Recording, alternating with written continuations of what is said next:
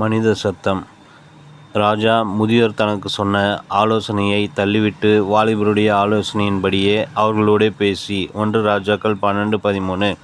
Solomon ராஜா மரித்த பின்பு சாலமோனின் மகனாகிய ரெகொபெயாமிடம் ஜனங்கள் வந்து, உம்முடைய தகப்பன் பாரமான நுகத்தை எங்கள் மேல் வைத்தார். இப்போதும் நீர் உம்முடைய தகப்பன் சுமத்தின கடினமான வேலையையும் அவர் எங்கள் மேல் வைத்த பாரமான நுகத்தையும் லகுவாக்கும். அப்பொழுது உம்மை சேவிப்போம். 1 ராஜாக்கள் 12:4.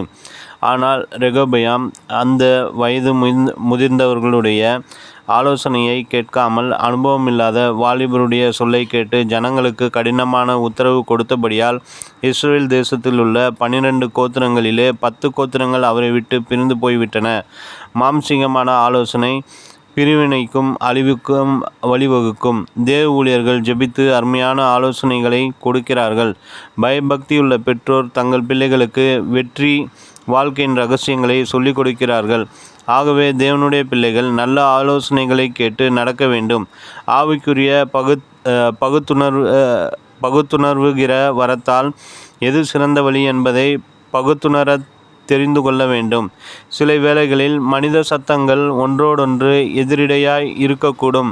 ஆபிரகாமுடைய வாழ்க்கையில் ஈசாக்கு பிறந்தபோது மூத்த மகனாகிய இஸ்மவேல் ஈசாக்கை பரியாசம் பண்ணுகிறதை சாராள் கண்டு அந்த அடிமை பெண்ணையும் அவள் மகனையும் புறம்பே தள்ளும்.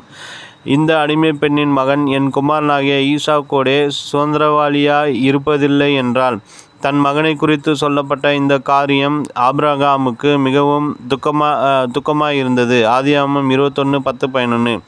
ஒரு பக்கம் சாராளின் சத்தமும் மறுபக்கம் மூத்த மகன் மேலுள்ள பாசத்தின் சத்தமும் ஆபிரகாமை எட்டின. ஆபிரகாம் இஸ்மவேலை நேசித்தபடியால் அவனை புறம்பே தள்ளுவது கடினமான காரியமாய் இருந்தது. எந்த சத்தத்திற்கு செவி கொடுப்பது, என்ன முடிவு எடுப்பது என தெரியாமல் தேவ சமூகத்துக்கு சென்றார். சாராள் உனக்கு சொல்வதையெல்லாம் கேள் என்று கர்த்தர் சொன்னபோது வேற வழி இல்லாமல் இஸ்மவேலையும் ஆகாரையும் அனுப்பிவிட்டார். அதே நேரத்தில் எல்லா வேளைகளிலும் மனைவியின் சொல்லை கேட்டு நடக்க முடியாது. யோபு பக்தனின் மனைவி துயர நேரத்தில், நீ இன்னும் உம்முடைய உத்தமத்தில் உறுதியாய் நிற்கிறீரோ, தேவனை தூசித்து ஜீவனை விடும் என்றாள். யோபு 2:9. இந்த வார்த்தைக்கு எப்படி செவி கொடுப்பது? யோபு தன் மனைவியை கடிந்து கொண்டார். தேவ பிள்ளைகளே, என்ன முடிவு எடுப்பது என்று தெரியாத நேரங்களில் எல்லாம் தேவ சமூகத்துக்கு போய்விடுங்கள். கர்த்தருடைய ஆலோசனையின் சத்தத்தை கேட்க ஜெபத்துடன் காத்திருங்கள். அவர் உங்களுக்கு போதித்து நீங்கள் நடக்க வேண்டிய வழியை காட்டுவார். நினைவிற்கு, இன்று நான் உனக்கு விதிக்கிற உன் தேவனாகிய கர்த்தருடைய கட்டளையின்படி எல்லாம் செய்ய நீ கவனமாய் இருக்கும்படிக்கு அவர் சத்தத்துக்கு உண்மையாய் செவி கொடுப்பாயானால் உன் தேவனாகிய கர்த்தர் பூமியில் உள்ள சகல ஜாதிகளிலும் உன்னை மேன்மையாக வைப்பார். உபாகமம் 28:1.